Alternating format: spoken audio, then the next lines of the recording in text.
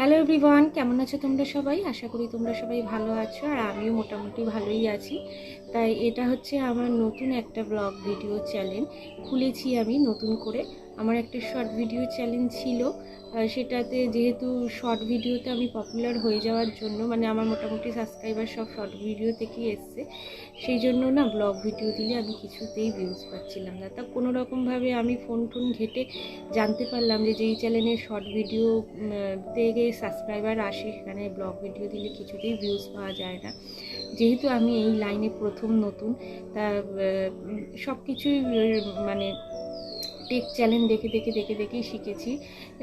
তাই ভাবলাম যে থাক, তাহলে ওই চ্যানেলে আর বড় ভিডিও দিয়ে আমার কোনো লাভ নেই।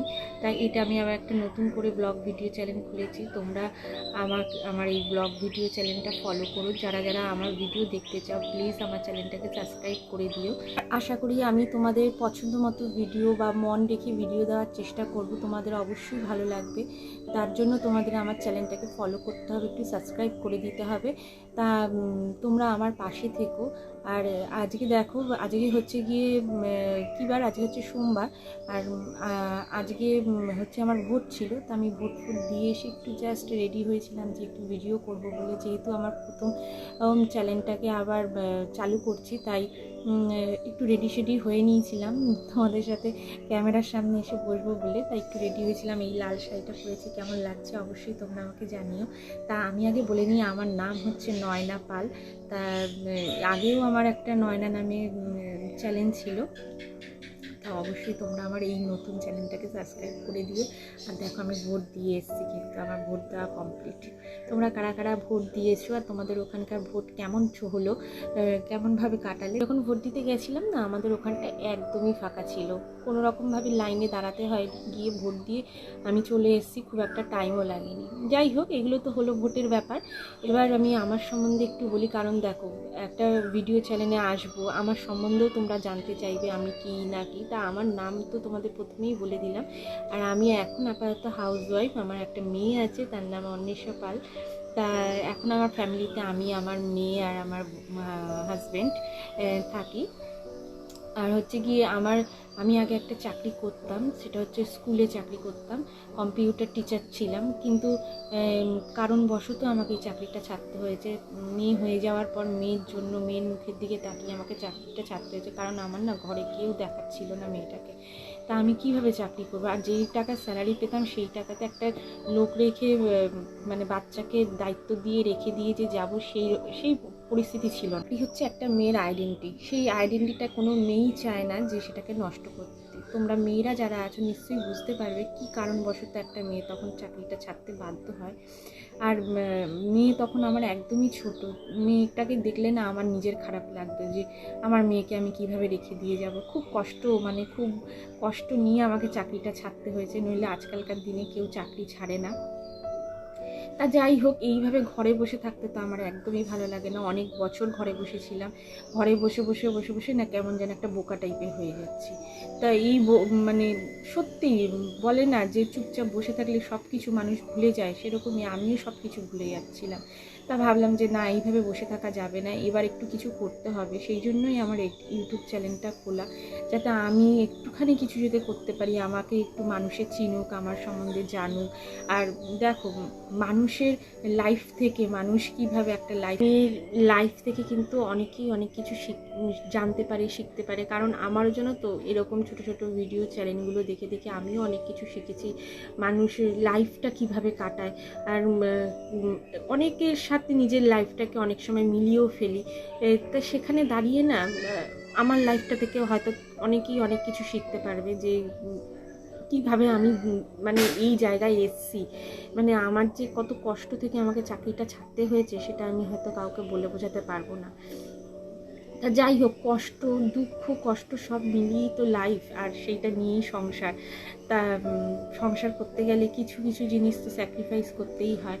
আর বিশেষ করে যখন মেয়ে হয়ে গেলে বা একটা বেবি হয়ে গেলে, কিন্তু তখন আর নিজের কথা আর ভাবার জায়গা পাই না। আর তখন না নিজের দিকে তাকানোরও সময় পেতাম না। কিভাবে যে দিন কাটাতাম সে কি বলবো। আচ্ছা, এখন আমার ওই সময়গুলো থেকে অনেকটা সময় পেরিয়ে এসেছি। এখন আমার লাইফে একটা আলাদা সময় চলে এসেছে। আমার মেয়ে এখন অনেকটা বড় হয়ে গেছে, প্রায় 7 বছরের, বেশ বড়সড় হয়ে গেছে। আর এখন যেন আমার একটুখানি সময় বেরিয়েছে যে আমি নিজের জন্য কিছু করতে পারি, নিজের জন্য ভাবতে পারি। কারণ আগে যখন ছোট ছিল না, নিজের জন্য ভাবার টাইম পেতাম না, যেটা বললাম তোমাদের। কিন্তু এখন সময় এসছে আমি নিজের জন্য একটু কিছু ভাবি, কারণ মেয়েকে আমি সেই জায়গায় এখন এনেছি যে ও ওরটা বুঝতে পারে, ওর পড়াটা নিজে নিজের মতো করতে পারে। তো আগে যখন ছোট ছিল না, যখন ছোট ছিল তখন খালি মনে হতো যে কবে বড় হবে, কবে বড় হবে। তাই এখন যখন বড় হয়ে গেছে না, ভাবি যে বাবা ও এত বড় হয়ে গেল এত তাড়াতাড়ি।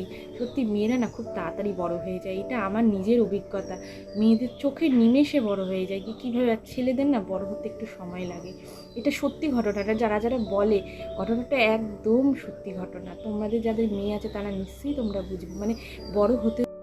আর মেয়ে এখন এত বড় হয়েছে যে ওই নিজে এখন আমাকে বলে, মা ভিডিও করো তুমি, তুমি কেন করছো না, সবাই করছে, তুমি কেন করো না। ও একমাত্র আমার মানে উৎসাহ, আমাকে বেশি উৎসাহ দেয়। এরকমও আছে যে ও আমার ক্যামেরা ধরে দেয়, যখন শর্ট ভিডিও চ্যানেলে শর্ট ভিডিও করি ও আমার অনেক সময় ক্যামেরাটা ধরে দেয়। তো এখন অনেকটাই বড় হয়ে গেছে, আমার দুঃখ কষ্টটা অনেকটাও বোঝে।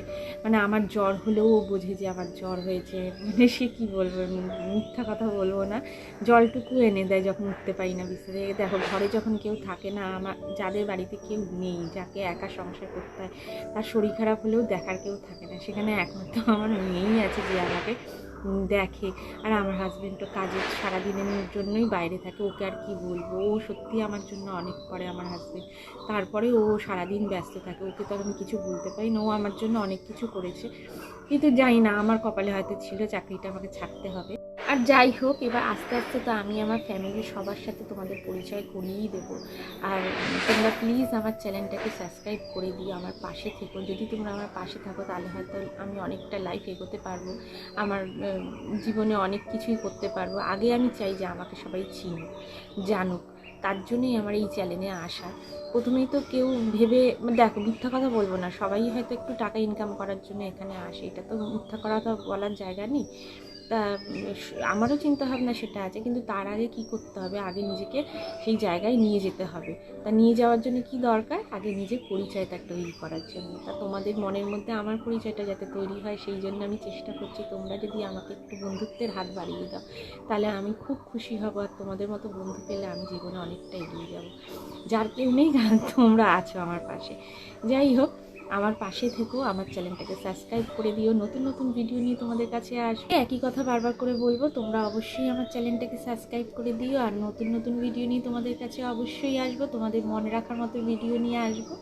তার জন্য তোমাদের আমার ভিডিওটা দেখার জন্য আমার চ্যানেলটাকে সাবস্ক্রাইব করতে হবে। আর দেখা হবে নতুন একটা ব্লগ ভিডিওতে নতুনভাবে। ততক্ষণের জন্য টাটা, ভালো থেকো, সুস্থ থেকো। আর সবাই ভোট দিয়ে আসো, ভোট দেওয়াটা নিজের অধিকার। তা আমি তো আমার ভোটটা সকাল সকাল দিয়ে এসেছি। তা চলো, টাটা।